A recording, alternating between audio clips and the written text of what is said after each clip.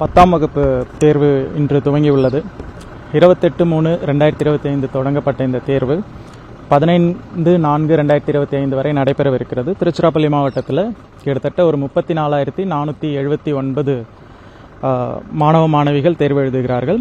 17,523 மாணவர்களும் 16,956 மாணவிகளும் 173 சென்டர்ஸில் தேர்வு நடைபெற்று கொண்டிருக்கிறது.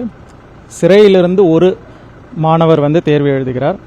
கிட்டத்தட்ட 720 ஸ்கிரைப் வச்சு மாணவர்கள் தேர்வு எழுதி கொண்டிருக்கிறார்கள். நமக்கு கஸ்டோடியன் பாயிண்ட்ஸ் ஒரு 9 பாயிண்ட் இருக்கு. பறக்கும் படை ஒரு 231 பறக்கும் படை நியமிக்கப்பட்டிருக்கிறது. தேர்வு நல்லபடியாக போயிட்டு இருக்கு. மாணவர்கள் எழுதி கொண்டிருக்கிறார்கள். ஸ்கிரைப் நான் சொன்ன மாதிரி 720 ஸ்கிரைப் வச்சு எழுதுறாங்க, மாற்றுத்திறனாளிகள் உட்பட. பேருந்து வசதிகள் ஏற்பாடு செய்யப்பட்டிருக்கிறது. அது மாதிரி உட்கட்டமைப்பில் ஏதாவது இஷ்யூஸ் இருந்ததுன்னா அதுவும் அவங்களுக்கு ரேம்ஸ் மாதிரியான ஃபெசிலிட்டிஸ் ஏற்பாடு செய்யப்பட்டிருக்கிறது. அனைத்து உட்கட்டமைப்பு வசதிகளும் மாணவர்களுக்கு ஏற்படுத்தி தரப்பட்டுள்ளது. அதான் உட்கட்டமைப்பு, அடிப்படை வசதிகள், அவருக்கு தேவையான குடிநீர், அது எல்லாமே ஏற்பாடு செய்யப்பட்டுள்ளது.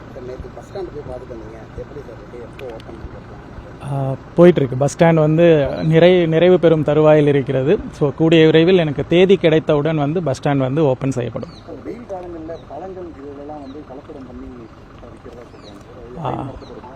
பழக்கடைகளில் பழங்களில் அந்த மாதிரி கலப்படம் பண்ணால் கடுமையான நடவடிக்கை எடுக்கப்படும். உதாரணமாக நமக்கு ஒரு கம்ப்ளைண்ட் வந்துச்சு, தர்பூசணியில் இன்ஜெக்ஷன் போட்டு கலர் ஏற்றுறாங்க அப்படின்னு சொல்லிட்டு. ஸோ அது மக்கள் பார்த்தாலே தெரியும், ரொம்ப ரெட்டிஷாக, அதாவது பழங்கள் அப்படின்னா சில இடத்துல அந்த கருப்பு புள்ளிகள் இருக்க தான் செய்யும். ரொம்ப சுத்தமாக வாழைப்பழம் அப்படின்னு எடுத்துட்டிங்கன்னா முழுமையாக அது மஞ்சள் கலரில் இருக்குது. இல்லை தர்பூசணி முழுமையாக சிவப்பு கலரில் இருக்குது, ரொம்ப ரெட்டிஷாக இருக்குது அப்படின்னா அதை வாங்குவதை தவிர்க்க வேண்டும்.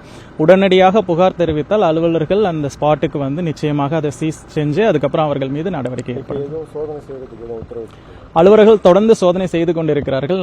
பழங்கள் மட்டும் இல்லை, இந்த வெயில் காலத்தில் இருக்கக்கூடிய பருகக்கூடிய ஜூஸ் ஐட்டம் உட்பட, சுகர் கேன் ஜூஸில் பார்த்தீங்கன்னா அது சுத்தமில்லாத சுகாதாரமற்ற முறையில் தயாரிக்கப்படும் அந்த பழச்சாறுகளையும் சீஸ் பண்ணுறதுக்கான இன்ஸ்ட்ரக்ஷன்ஸ் நம்ம கொடுத்துருக்கோம். வெயில் காலங்களில் 12 மணிலிருந்து ஒரு 3 மணி வரை நேரடியாக வெயிலில் செல்வதை பொதுமக்கள் தவிர்க்க வேண்டும்.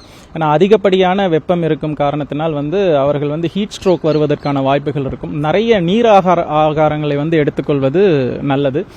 புரதச்சத்து இந்த நேரத்தில் கொஞ்சம் குறைச்சிக்கிறது ரொம்ப நல்லது. லைக் சிக்கன் அந்த மாதிரியான ஐட்டம்ஸை கொஞ்சம் குறைச்சிக்கிறது நல்லது. நீர் ஆகாரம் அதிகமாக எடுத்துக்கொள்ள வேண்டும். நேரடியாக வெயிலில் போகக்கூடிய நிலை ஏற்பட்டால் தலையை கவர் பண்ணிட்டு போகணும். ஒரு கேப்போ இல்லை தலையில் ஒரு துணியோ போட்டு கவர் பண்ணிட்டு போகணும். இது செஞ்சாலே போதும், ஹீட் ஸ்ட்ரோக்லேருந்து நம்மளால பாதுகாத்துக் கொள்ள முடியும். செய்திகளை உடனுக்குடனும் துல்லியமாகவும் தெரிந்து கொள்ள சப்ஸ்கிரைப் பண்ணுங்க.